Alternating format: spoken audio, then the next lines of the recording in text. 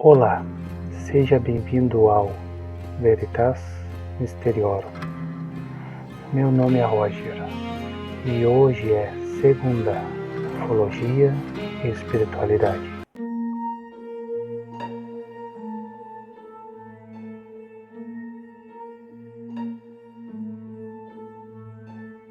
Olá, a nossa história começa em Campos dos Goytacazes, uma cidade tranquila no norte do estado do Rio de Janeiro.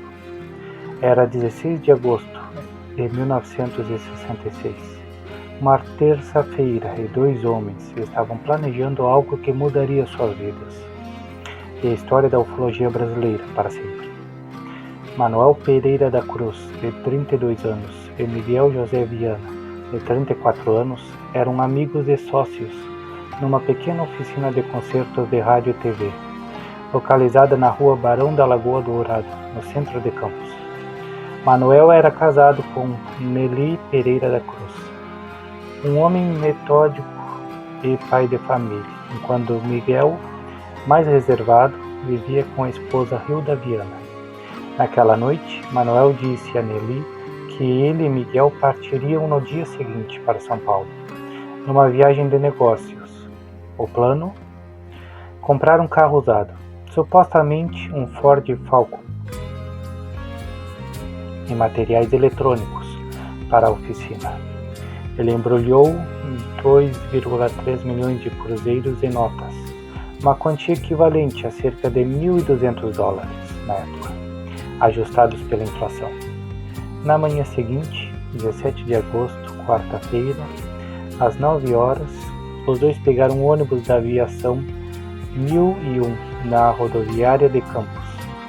A passagem carimbada às 9 indicava São Paulo como destino oficial.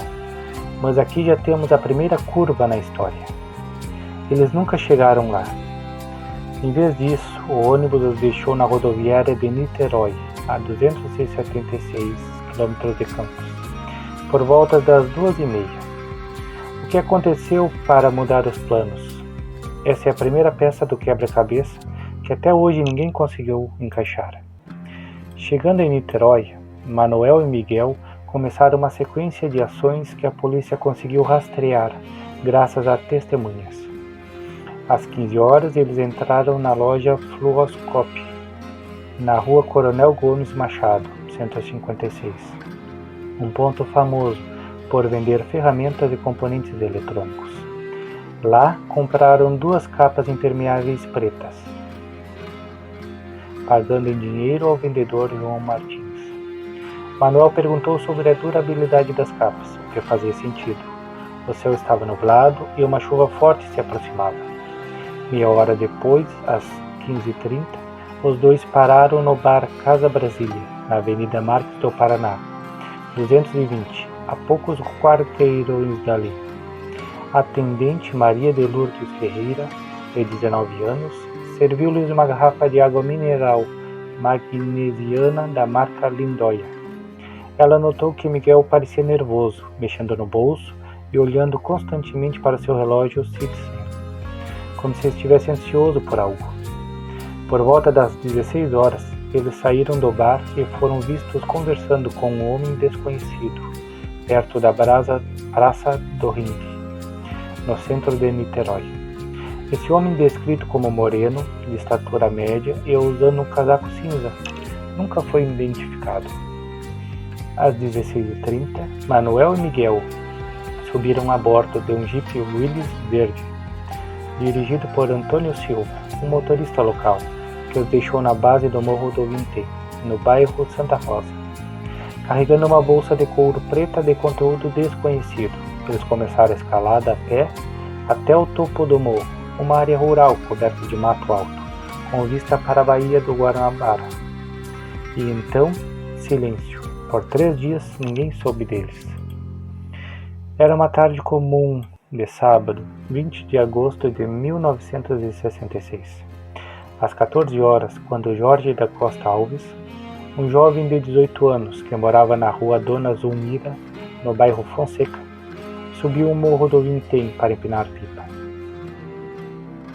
O morro parte do complexo de São Lourenço Era isolado e cheio de vegetação. Enquanto caminhava, George tropeçou em algo que o deixou aterrorizado. 2 corpos deitados lado a lado, sobre uma cama improvisada de folhas de pitomba, cortadas com uma faca que nunca foi encontrada. Ele correu até o posto policial, na Alameda São Boaventura, e às 15h30, o cabo José Ferreira de Almeida chegou ao local com uma equipe do Corpo de Bombeiros, liderada pelo sargento Roberto Lima. Os bombeiros jogaram formol nos corpos para conter o cheiro forte de decomposição. Uma decisão que atrapalharia a investigação. Às 17 horas, o delegado Oscar Niemeyer Filho, da 3ª Delegacia de Niterói, assumiu o caso. O que ele viu era surreal. Manuel e Miguel estavam de costas, vestindo ternos cinza impecáveis e capas impermeáveis dobradas sobre os corpos. Nos olhos, máscaras de chumbo toscas, feitas à mão, com bordas irregulares e pesando cerca de 200 gramas cada. O detalhe que dá nome ao caso. Não havia sinais de violência ou luta.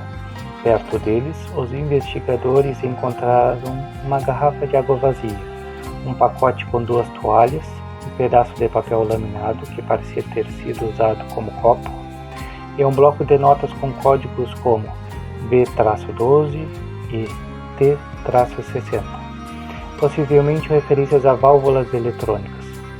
No bolso de Miguel, um bilhete escrito à mão dizia: 16h30 estar no local determinado. 18h30 ingerir cápsula. Após o efeito, proteger metais. Aguardar sinal, máscara. No bolso de Manuel, 157 mil cruzeiros e uma passagem de ônibus para Campos, Niterói. No de Miguel, apenas 4 mil cruzeiros. Cadê o resto dos 2,3 milhões que Manuel disse que levaria? Esse bilhete e os objetos ao redor só aumentaram o mistério.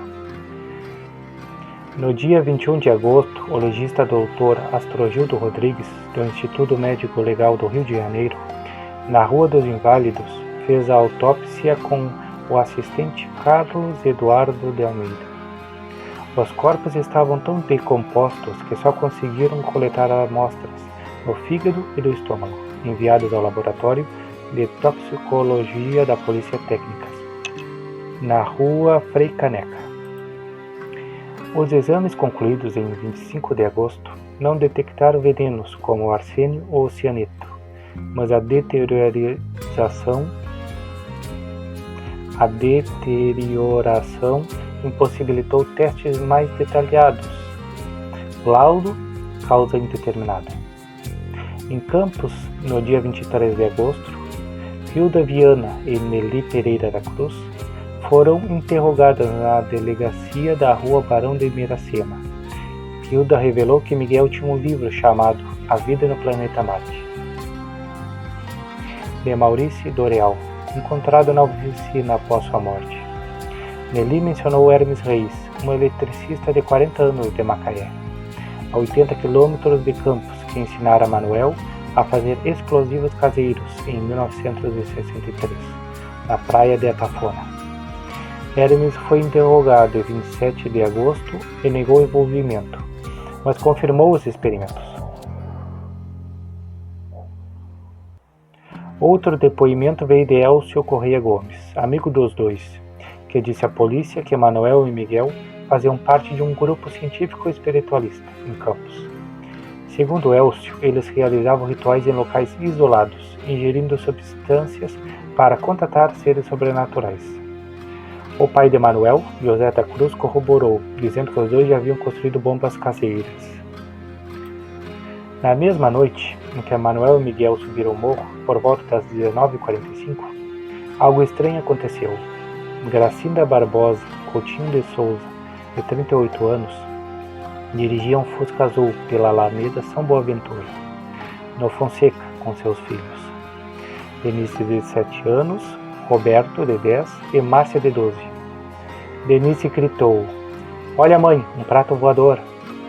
Gracinda parou o carro e viu um objeto circular de 5 metros de diâmetro, com luzes laranjas e azuis pairando sobre o morro do Vintém. O relato foi registrado em 22 de agosto na delegacia do Fonseca, pelo inspetor João Carlos de Oliveira. Pedro Cunha, um pescador de 55 anos da rua São Januário, disse ao Correio da Manhã, em 24 de agosto, que viu uma bola de fogo descendo às 20 horas. No dia 25, Ana Maria Lopes, de 29 anos, da rua Doutor Paulo César, contou à Rádio Tupi que ouviu um zumbido grave por 10 minutos vindo do morro. Esses relatos explodiram na imprensa. O Globo, o Cruzeiro e Correio da Manhã publicaram matérias sensacionalistas, conectando o caso a extraterrestres, numa época em que a febre da corrida espacial estava no auge. Várias teorias surgiram. A mais simples era latrocínio. Alguém poderia ter roubado os 2,3 milhões de cruzeiros. Mas por que deixar os corpos intactos e o dinheiro restante? Outra ideia era overdose.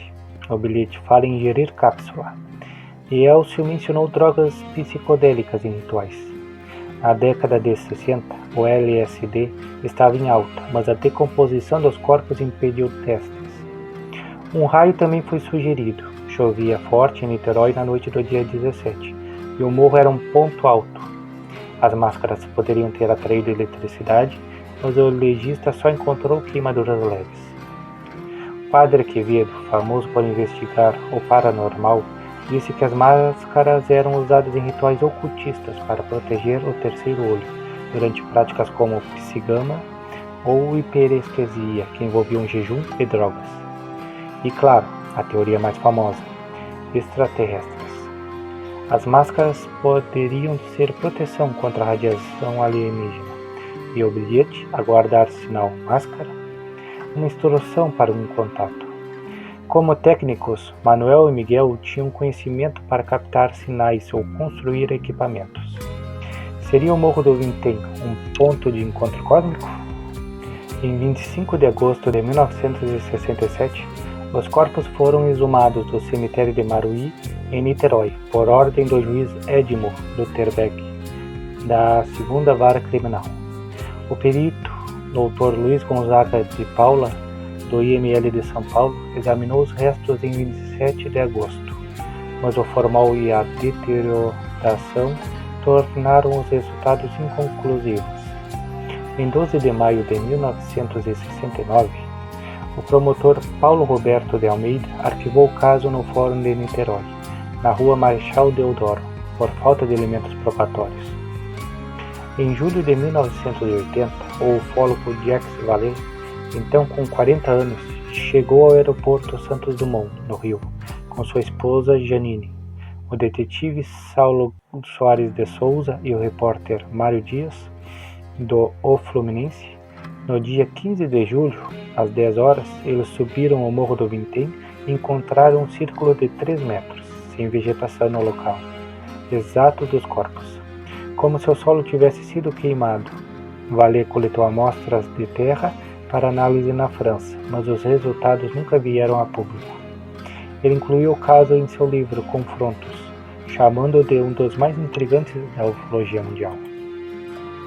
O caso virou ícone na cultura brasileira, aparecendo no Linha Direta, em podcasts e no e-book Máscaras de Chumbo, de Alfredo Alvarenga.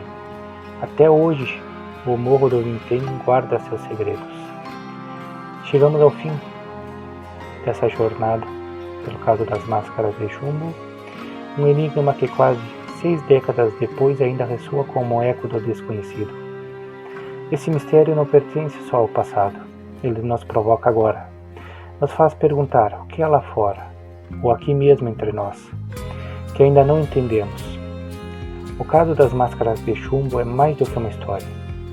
É um convite para olhar além do óbvio, para desafiar o que achamos que sabemos. Então, deixo com vocês essa reflexão.